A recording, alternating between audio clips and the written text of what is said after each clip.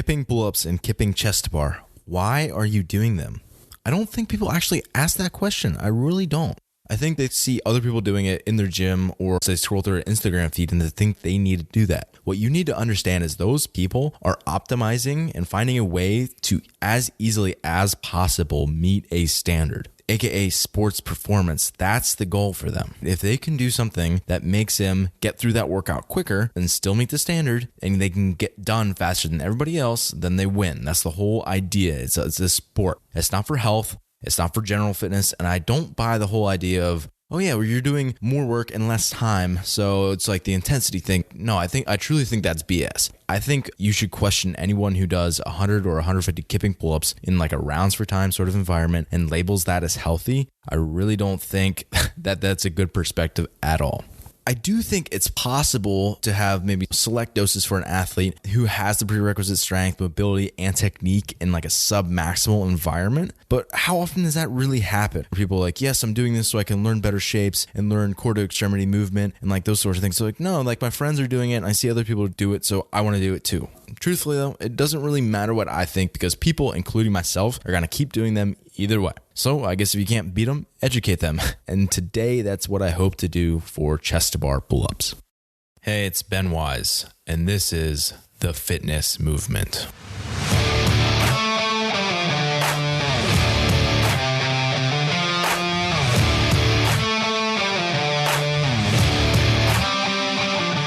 Fitness Movement is brought to you by Zor Fitness. Zor Fitness is my company and my platform to deliver training-related content to people just like you. The site features in-depth articles, movement breakdowns, and our online training program, The Protocol. And I offer one-on-one remote coaching for fitness athletes. So I hope you check it out. Head over to zorfitness.com. That's ZOAR fitness.com. See you there.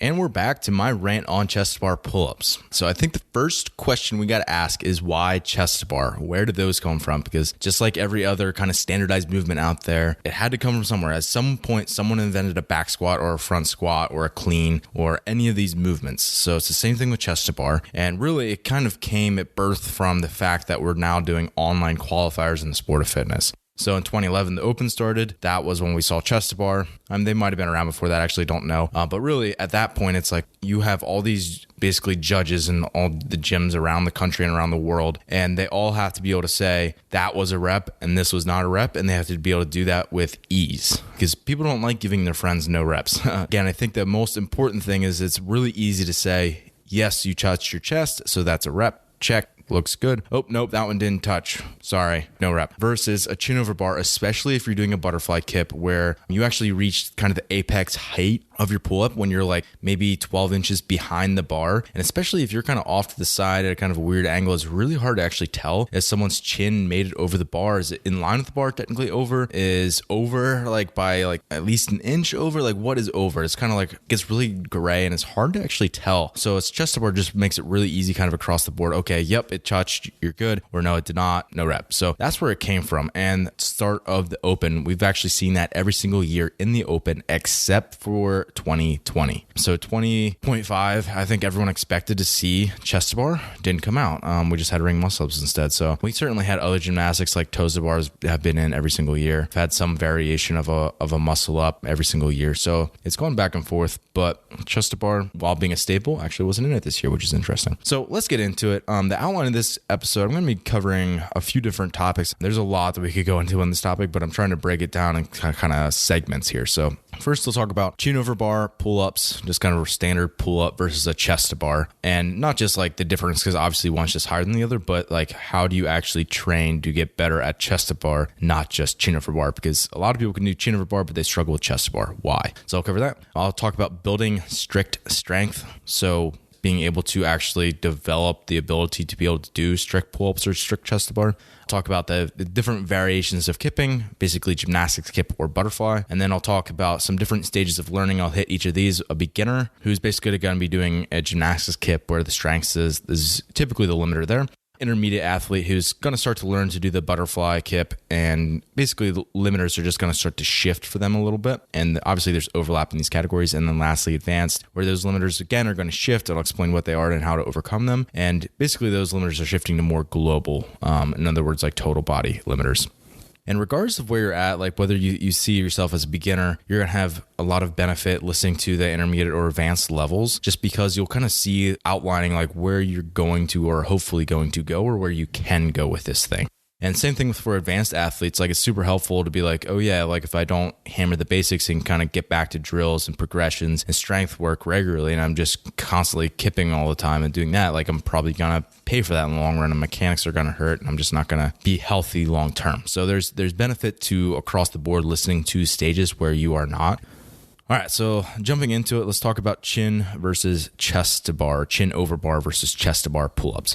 There's 5 different points I'm going to hit on as to why someone would be adequate or good enough at chin over bar or better at chin to bar versus chest to bar. And obviously, like there's going to be a drop off between like the number of strict chin over bar versus chest to bar you could do, or the number of kipping that you could do for each. Like there's going to be a normal drop off just because the chest to bar has a further range. No one can do as many muscle ups as they can chest to bar, just because that range is so much bigger and you have to have more power. Same is true for chin versus chest. So let's go through it, the 5 points. First one being mobility.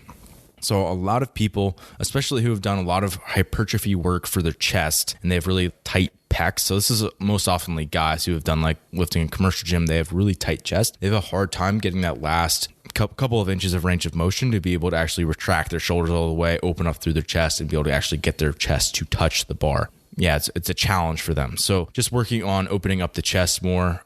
So mobility is kind of straightforward, like get that range. 2, next thing you can switch is grip width. So if you hold just maybe a fist width wider, that's going to help you out, just because again, with moving your hands apart a little bit, it allows you to kind of move in between your hands with more ease. And you can just there's a little bit less compression that goes on there. Not just through the shoulder, but also actually through the elbow, which can be an issue for some people. So if you have someone who, again, if we go back to number 1 with mobility, if you have a hard time getting into a front rack position where like your elbows don't want to compress fully, and it's probably also some issue with the shoulder that's connected into that. But if you just have a hard time, maybe your biceps aren't very pliable, like the soft tissue is just kind of rigid, or your that joint is just kind of balled up, then obviously that's not ideal, and you're going to have a really hard time compressing those tissues as you get to the top of the chest bar. So just moving a hair wider and the grip width will kind of spread everything out. It's just kind of like the opposite of a bench press, where like if you want to have a little bit more room in your bench press, just go a hair wider. Like don't bench press and jerk grip. 3, practice. So a lot of people, they do chin over bar pull-ups all the time, but they don't do chest to bar, and that's the reason why they're not as good. This was basically my problem. I could do a lot of chin over bar pull-ups, but I had a really hard time with chest to bar. Like I could probably do 30 strict pull-ups, but I probably couldn't even get 15 chest to bar pull-up. It was like over 2-to-1 chin over bar to chest to bar, which is really bad ratio. So for me, it was just a matter of I wasn't able to control that range. So it was an issue with mobility, but it was also just like I didn't have the strength in that range because I was never there. It would be like if a power lifter only ever squatted to parallel and now they want to transfer to weightlifting, they're going to have to learn to control the bottom of that range and be able to kind of ride that bounce out of the bottom of the squat and be able to have all that mobility. And again, it's not just mobility, it's strength in those positions. There's a lot that goes with it. So I just call that practice, like reps essentially. So what I did in my scenario was I took 1 year and I did not do a pull-up. Every single time I did pull-ups, they were chest to bar. That went for strict, that went for kipping. If it was pull-ups in class, chin over bar pull-ups in class, I did chest to bar. That was what I did. And I got really good at chest to bar compared to the beginning of that year. Like my ratio between chin over bar to chest to bar improved dramatically because of that. So just practice it. 4, twist your wrist. So at the top of the rep, you're going to bend your wrist. Think of it as like if you were revving a motorcycle, the opposite direction of that. So you're bending knuckles up on the bar, trying to get pinky knuckle over top of the bar. So it's just a more active hang. When you do that, especially at the top, it reduces the range of motion that you have to go. So it'll reduce that range of motion by maybe, I don't know, 1.5 inches or something like that. That over the course of many reps makes a really big difference.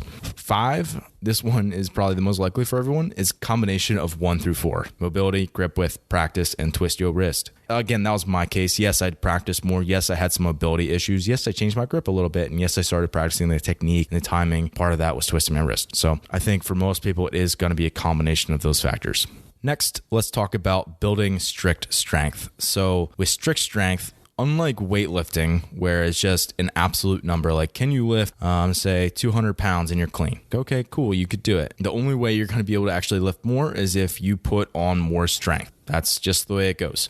Whereas with gymnastics, anytime we're talking about a gymnastics movement, it always is strength to body weight ratio because you are the weight that you're moving. So there's two ways that we can go about this. Number one, we can get stronger. Number two, we could lose weight or specifically fat mass because that has no contractile potential. Or we could do a combination of those two. So if we get stronger and we also improve body composition, that's awesome. If we shed 10 pounds of fat mass and now we're down to an acceptable, healthy fat range, then that's going to be ideal. If we go too far, now we're too low in body fat, then you start having a different issue if like your joint health goes down and you're not going to have hormone synthesis the way that you would before. And there's just a lot of detriments to that. But obviously within a healthy range, trying to be lower in general is better. Most people at the CrossFit Games level are at a really low body fat, not just because of their activity, but that's what the sport demands. If it was helpful to have higher levels of body fat, you would see it on the Games level, just like you see strongmen have power gut. The other good news about potentially losing some weight to optimize your strength to body weight ratio is you just have better joint resiliency as a whole. So if you are a 180 pound female and you lose 30 pounds of fat mass and now you're at 150 pounds, your shoulders are going to feel way better when you go to do chest to bars. Likely also your knees and ankles and all those tissues are going to feel much better too while you're doing running or double unders or like rebounding box jumps, things like that. So there's different benefits here kind of across the board. And it's just something that you need to weigh. If you're someone who is a 150 pound male and you want to go to the CrossFit Games, like, sorry, you're probably not going to be able to lose weight. You need to just be putting on mass. You just have to get stronger in your gymnastics while you're getting stronger at everything else. I think this is case by case basis, but that's something to certainly look into. Like optimize your body size first before moving on. So if we're talking about strict pulling, and that's what we're talking about, building strict strength in CrossFit, there's a lot of vertical pulling. So like where your hands are above your head and you're pulling down, like just like you think of it like a strict pull up, but there's a very little horizontal pulling. So a horizontal pull would be something like a ring row where your hands are out in front of you and you're pulling them into your chest. The really only two examples are a ring row, which is that's pretty much always a scale, which I program that frequently for athletes just to give them more doses of horizontal pulling. But yeah, it's not a tested scale normally. And then also rowing would probably be about the only other one, and that's a dynamic one. So it's not strict necessarily. It will have some carryover and some benefit, but for the most part, that's not the case. So realize that pulling in general, strict pulling and pulling strength, upper body pulling is a lacking area in this functional fitness space. Part of it is too because we're always kind of standing up or hanging from a bar, and those are kind of the two things. So it's really limited in that way. And when we're talking about strict pulling strength, if we're talking about a strict chest to bar, then it's a vertical pull. Whereas if they're doing kipping chest to bar, now because they're going out behind the bar and kind of using that momentum, they're actually going to do basically a close down the shoulder, like kind of a vertical pull with a straight arm. And then they're going to do a horizontal row towards the bar. It does come up a little bit from the bottom, but it's definitely not straight vertical anymore. I think there's actually benefit to training both vertical and horizontal pulling. And we'll start off with compound lifts, and then we'll kind of break down some of the different joints involved and how you can, again, optimize each of those. First of all, like the compound lifts, things like lat pull down, if your gym has machines, banded pull-ups are obviously like the one everyone goes to, but I would actually rather see people do partner assisted pull-ups if possible. So in other words, having someone actually help you through that range of motion and only providing as much assistance as you need. The thing with the band is that it doesn't provide much assistance at the top, whereas for most people, that's the hard part of the movement. You can easily kind of grind through the bottom part, and then once you kind of get past parallel with your elbows, 90 degrees with your elbows, then it gets really challenging, and a lot of people just aren't there yet. And then it gets really hard with a band to be able to get that end range, and you have to use a heavier band, and then the bottom of the movement doesn't get trained nearly as much as the top does. So I try to counter that sometimes with using a partner to do it. Unfortunately, not everyone's in that bucket, especially if you're working out side by side with people, but that's the way it goes. Also realize that if you're someone who's more of an advanced person listening to this, all the same things apply. Like you can do lat pull downs with 120% of your body weight if you need to, or you can put weights around your waist or wear a vest as you do these things as well, or just make it for the range of motion, like do a chest to bar. You can always add pauses and tempos to make this more challenging. And then if we go to horizontal rowing, obviously the ring row that I already talked about, like a barbell bent over row, where you're not heaving the weight, you're kind of being a little bit more strict and controlled with it. Chest supported rows are a personal favorite. And again, sometimes you have to just makeshift that if you're in a box for the most part. You can do single arm or double arm dumbbell rows. All right, let's start to break down each of these individual muscle groups then. So if we talk about the lats, the main thing with the lat, in the strict pull-up, it's actually going to assist a lot in kind of the entire range. Whereas in the kipping variations, it's more so in the bottom half of the movement while the arms are straight and it's closing down the shoulder joint. So if we think about that and we're trying to build towards sport specificity, and let's just go that route for now, we can do things, again, that with a straight arm that close down that shoulder joint, like lat rows, like ab wheel rollouts, like dumbbell pullovers, lat activations hanging from the bar, hanging hollow pulses on the bar, things like that.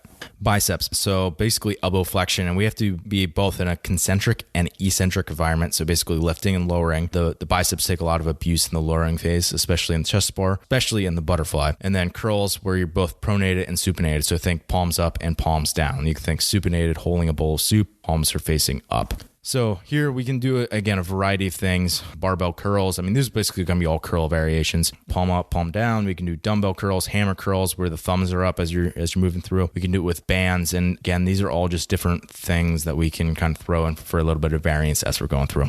Then we'll talk about the grip. So there's kind of two categories of grip training that I would talk about. And oftentimes people cite their grip as being a limiter, or people think that they don't have the strength, but it's really a grip limiter and they're just feeling that they're falling off. So they drop down, even though they could kind of handle higher volumes. If their grip could tolerate that, they have the lat and bicep strength and endurance to be able to continue to go. So if grip is a limiter, two different categories: tonic grip. So think about just like grabbing and holding something, and grip, regrip, where you are now moving through these ranges and loosening your grip at times and then re-grabbing on, like you'd be doing if you're doing kipping pull-ups. So tonic grip first, we can think of things like dead hangs, where you're just hanging onto the bar, holding it, and everything's pretty much relaxed except your grip, and that's the goal. We can do farmer's carries, same thing. You're just holding that weight the whole time, walking around with it. If you do like 35 pounds for females, 50 pounds for males per hand, and you like do that for 200 meters, your grip's gonna be fried. We can also do things like double overhand deadlifts, so no hook grip, no mixed grip, or even like fat bar deadlifts, or using fat grips. Something to look into if you haven't heard of those. I used to use those in wrestling a lot, and they're pretty cool. Or just simply plate pinches. So literally thumbs on one side of a plate, just like a bumper plate, fingers, the four fingers are on the other side, and you're just pinching that and holding it. You can do it just like farmer's carries, like walk around with it. Let's move on to grip, regrip. So we can think of like touch and go barbell work as a really good example of this. So we can get like sport specific work in here. It doesn't have to all be accessory stuff. So if you're doing touch and go snatches, that's historically going to blow up your grip. Even things like double unders can really blow up your grip if you're not used to it. Obviously, rope climbs are a good one. And that actually hits clock grip as well, which is not necessarily for barbell work, whether it's a bar or like a pull-up bar, but it's certainly a good kind of prehab, post-hab exercise as well at clock grip. We can think about sport specificity with toes to bar, Russian kettlebell swings versus American. So if you just come up to eye level, you're going to get more reps in less time, and it's going to put more emphasis on the grip versus your shoulders. And next, I'll talk about a few similarities between the gymnastic kip and the butterfly kip. So for one, the feet always stay opposite of the hands. So if the hands are in front of the bar, the feet are behind the bar, and vice versa. So these will actually be constantly trading places based on if you're the top or the bottom of the rep. A good rule of thumb is always think, okay, my feet have to be opposite of my hand. And if my toes are out in front, my shoulders need to be back, and vice versa. And what this allows for is, number two here, for the center of mass, your center of mass, to stay underneath the bar. You want your center of mass to never move. It'll move kind of up and down, obviously, because you have to move up and down. But for the most part, your center of mass isn't going to move forward and back as you do a kipping pull-up. You want your center of mass to look exactly the same if you were doing strict versus kipping. So it's just going to kind of stay underneath the bar, and you're going to go up and down. Realize that for all these variations, when you do your first rep, you're going to stand directly under the bar when you jump up to do your first rep. Whereas toes to bar, you might be 6 inches behind. If you're doing a bar muscle up, you might be 12 or 18 inches behind based on how tall you are and how high the bar is. But for chest to bar, just standard pull-ups, you need to start underneath the bar when you jump up. And then last similarity here is that the concentric or upward portion is going to look the same on both the gymnastics kip and the butterfly kip. So when you're actually raising up, how you're going behind the bar, pulling with straight arms, closing down the shoulder joint, getting height with your hips, and then starting to actually pull towards the bar, that's going to look very similar in both of them. And not identical, but very similar. That's basically where the similarities in those two lie. So let's get into the 3 levels then for the beginner. I'm defining a beginner as someone who has less than 4 to 5 strict chest to bar and less than, let's say, 10 to 12 kipping chest to bar. This is actually where the vast majority of athletes are going to be. And quite a few athletes are never actually going to move out of this space. And that's fine. That's just the reality of it. So I'm not like breaking down these three categories as this is where 1/3, 1/3, and 1/3 of the population are. That's not necessarily what I'm doing at all. It's just more so based on someone's limiters. So most people are going to always be dealing with a strength limiter for pull-ups, which is fine. That's the way it is. But just realize that that's how I'm breaking down these. It's not necessarily even demographics. So for the beginner, most of their time is going to be dedicated to building strict strength. So yes, they're going to spend some time learning kipping progressions, but if you don't have the strength, there's no point in trying to learn to kip. It's just unsafe, one, and just not going to be effective and kind of a waste of your time, two. When a beginner learns kipping pull-ups, the whole point of that is to start to learn through how your strength work is going to be then carrying over to this new skill of kipping. They're not the same movement. So you have to understand like, oh, this is what it feels like to have my lats on stretch and to be kind of moving through these different ranges, to be able to pull with straight arms. Okay, that's what I need to be feeling when I'm doing my lat rows and, all these different accessory exercises, understanding where they actually need to go. So besides all the strict strength recommendations that I made before, some things that'll help you in terms of actually learning the skill to do a gymnastics kip chest to bar. So let's talk about gymnastics kip because we already talked about strict strength. The gymnastics kip, a few drills, progressions that are going to be helpful. I think number one, just the beat kip. So going back between hollow and arch and really just hammering those positions. Hollow pulses hanging from the bar, arch pulses hanging from the bar. Just using like relatively strict pulls, so it's just like a really small kind of lat kip. I found that particularly helpful when I was learning these. Box drills are super helpful where you put one foot on the box and you kind of are able to control the speed. You can actually slow down the reps, which you can't really normally do for kipping pull-ups. And you can kind of hit those positions and make sure your feet are always opposite of your shoulders and so on. So those have been super helpful. And then just making sure that you're doing kipping pull-ups in unfatigued environments. So not allowing yourself to kind of do it in a rounds for time sort of environment or an AMRAP, keeping things simple rather than complex and making sure that fatigue stays low. Limiters for a beginner athlete are going to be strength, number one, just simply strict pulling strength. And then two, technique breakdown. So the kip will break down, the timing and coordination will get thrown off. Your center of mass will start kind of making like a pendulum instead of going up and down. Next is an intermediate athlete. And I'm defining this as someone who has 8 to 10 strict chest to bar or 20 or more kipping chest to bar. And this is where someone can start to learn to go through the progressions and do the butterfly. And you're going to go through all the same progressions that you did for the gymnastics kip, but now you're starting to, again, trace circles through space with your shoulders versus make Cs. And the whole point here is that the gymnastics kip is just slightly slower than the butterfly kip. And that's why you can just get more reps in less time, but it's not helpful to kind of skip those steps because number one, like your shoulder's in a much more compromised position when you're doing butterfly pull-ups. But two, you can't use that stretch reflex nearly as much. So if you're someone who doesn't have the strength to be able to do that and you don't have that strict pulling rep max of at least 8 to 10, I would say is probably a good baseline, then there's really no point in trying to learn to do the butterfly because you're just going to break down too quickly and it's not going to be something that you want to default to. So limitations for the intermediate athlete, it's going to shift from strength to strength endurance. So basically you repeat strength ability. Very similar to the movement density I talked about in the last episode. So this can show up, the strength endurance limiter can show up in a number of different ways. It could show up as just a pump where your lats blow up or biceps blow up. So venous occlusion. So you can't actually get blood flow out of the muscle. You create too much tension that the blood occludes, shuts off the vein to be able to flush that blood out. So that's where you get that really big pump is because there's blood pooling in that muscle. And then the other way it'll show up is with the breakdown in the kip, where really this would just be someone getting tired and sort of sloppy in their positions, and it just doesn't look rhythmic and easy like it should. So how do you overcome these specific limiters? Number one, at this stage, I always want this athlete to be doing whatever strength work or kind of interval work they're doing with respects to time and the rest time specifically. So it's always thinking about things in a work to rest ratio sort of environment. So the most simple example of this would just be an EMOM, right? Where it's, okay, I know if someone does 3 strict pull-ups every minute on the minute, they're basically going to be resting for 55 seconds, something like that. So they're going to rest the vast majority of that time. That's a really low work to rest ratio. I mean, you can just start to build that out, whereas every 30 seconds, every 90 seconds, every 2 minutes, so just kind of creating the work rest environment that you want. Or just another way to do that would be like, okay, hit 6 sets of 3 pull-ups and rest 60 seconds between, where you're just controlling the amount of rest time that person actually has. And even if that stays at 6 sets of 3 for the next 6 weeks, they might go from 60 seconds to 50 seconds to 40 seconds to 30 seconds. So basically, these are all just kind of linear periodization techniques where you are really controlling the environment. It's not like one week they're doing 6 rounds per time of this, this, and this, and the next week they're doing something completely different and it's novel every single week. You don't want that. Person's not there yet. So you need to give them very selected, moderated doses in these different things. Randomness is not going to work for them. So that's number one, is just making sure you control work rest. Number two is making sure that you ride the line of fatigue correctly. So not being too fatigued where you're getting into that sloppy, tired, and your movement quality is really poor and you're breaking down. Obviously, that's way too tired. But also, if you're doing it where you're not having that fatigue actually accumulate, then you're actually not going to be addressing the limiters of strength endurance. Now, you're working basically strength because it's in a really low fatigue environment. To work strength endurance, you have to have both couplets there of strength and enduring. And if you're doing something enduring, it needs to be sustainable. And if it needs to be sustainable, so you guys get the idea. That's where we're headed with this progression.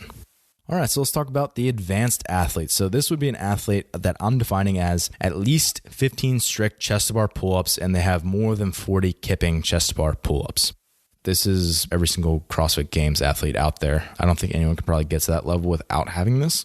So for this athlete, they have really consistent techniques. So even with like very limited doses, they could jump up on a bar if they're warmed up and hit nice big sets, and it's not going to break down. Their technique is just consistent. It's no different than someone who's weightlifting and their snatch looks the same every single time they snatch. For this athlete, when they do kipping chest bar pull-ups, it's going to be butterfly every single time and it's going to look smooth and technique is going to be on point every single time. The athlete might not feel that way. Like sometimes you're like, yeah, you know what, the timing's just a little bit off. But as an outsider watching, you wouldn't really be able to pick up on it. It's that nuance that they can sense all those tiny deviations, but you can't really perceive it while watching them. So this athlete also has great muscular strength. They could likely do like a strict chest bar with at least maybe half their body weight strapped to them.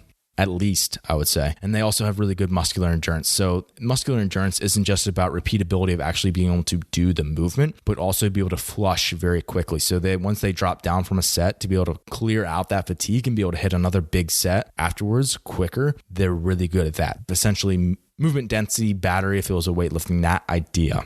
And this athlete is going to be dealing with a different set of limiters.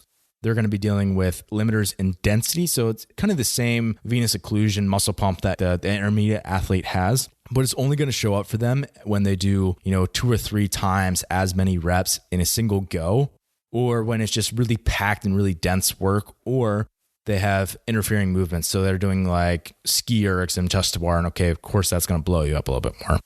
This athlete's limiter gets a lot more confusing because, again, it has multiple layers to it. So they could have, an issue with a muscle pump, but it could also be sort of a nervous system response issue where they're getting really sympathetic, think fight or flight, because they're having to basically breathe super quickly. So a 1-to-1 breath to rep ratio is really the only thing that works for pull-ups or chest to bar. And for most athletes, it's going to be right around 1 rep per second. If they continually did chest to bar for a minute, it would take them 60 seconds to do 60 chest to bar. And that means that they did 60 breaths in that minute. Their ventilation rate is 60, which is crazy high. Even if you're super tired, you don't typically breathe that fast. So what that means is they're hyperventilating, which will put them into a fight or flight response. And sometimes that causes venous occlusion on its own, where they're shutting down blood flow to certain areas because they're getting so jacked up, so to speak. And then more than likely, it's just going to be a combination of a bunch of these different factors. And sometimes they're indistinguishable where you don't really know if someone's dealing with a nervous system response issue versus a density issue versus more of a fueling issue where they got a ton of lactate buildup. So they're having to deal with that and try to move through metabolic pain. And it gets more complicated and you have to be a lot more nuanced in how you go about this. So let's give you a couple protocols or examples of things that an advanced athlete might do to improve some of their limiters. So say an athlete always has a hard time when they have interfering movements where, for example, this year in the Open, it was ring muscle ups and rowing. So those are interfering movements where they're both blowing up the lats and the biceps, and those are both pulling movements. So that's going to be a limiter. You can just start to incorporate more intervals in couplets and things like that where the movements are just having interference. So it could be rowing and chest to bar. It could be skier and bar muscle up. It could be GHDs and chest to bar, because it's the exact same musculature that's being used. And it doesn't have to be pulling. It could be abs or midline or breathing or any number of issues. 2, let's say it's high heart rate and high respiratory rate, and that's what's preventing them from being able to jump up and hit a big set of chest to bar. So we could have them do 15 cal assault bike sprint and then 15 unbroken chest to bar every 3 minutes for 6 intervals, which would be a higher level athlete type deal. And that would be something that a lot of athletes would handle with actually no problem at all. They'd probably need a little bit more solid dosage to actually be able to get a really good response from that, especially in terms of the air bike sprints, just because they'll get that done in less than 15 seconds. So it's not a ton of fatigue accumulating there. It could be something like, 1,000-meter row at your 2K pace and then a max unbroken set, and you repeat that 3 times with 1-to-1 work rest. Something like that would be extremely effective. And then lastly, if it's an issue with breathing or state, this becomes a little bit more complicated, but just being able to have that athlete start to be able to downregulate outside of competitive settings, where if it's even just like in their car throughout their day, just being able to hit more parasympathetic breathwork protocols and then be able to incorporate things like centering breaths before they go to hard intervals and maybe some nasal breathing during warm-ups and things like that. And that's pretty much all I had to say about chest to bar pull-ups. So reach out if you ever got any questions about training. I love talking to you guys. And I hope this was helpful on your journey towards mastering chest to bar pull-ups. Hey, it's Ben again, and I want to talk to you for a minute about one of my programs that I offer on zorfitness.com. It's called Gymnastics Density for the Big Five. So hopefully by the end of this show, you're well aware of what gymnastics density is, but what's the Big Five? The Big Five is the 5 most important, 5 most commonly tested gymnastics movements. 1, muscle ups, both bar and ring. 2, handstand push-ups. 3, handstand walks. 4, chest to bar, and 5, toes to bar. If you're a person who claims to be a competitor in the sport of fitness, but you aren't adept at producing gymnastic density, you will not reach your potential in the competitive space. And it is exactly why I wrote this program, is for the people who want to upgrade their gymnastics performance. To learn more about the program, go to zorfitness.com/store or simply Google Gymnastics Density Program.